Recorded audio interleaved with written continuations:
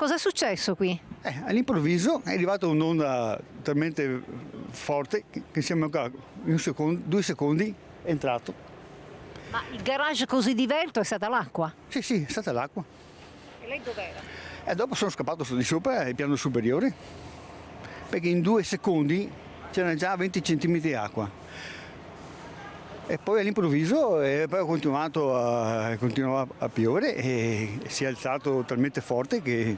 E quindi Quindi questo è il suo garage, sì, completamente allagato, completamente allagato. divelto dalla forza dell'onda, È l'onda, esatto, una bomba d'acqua. bomba d'acqua. C'era grandine, acqua a volontà. Ha preso paura in quel momento?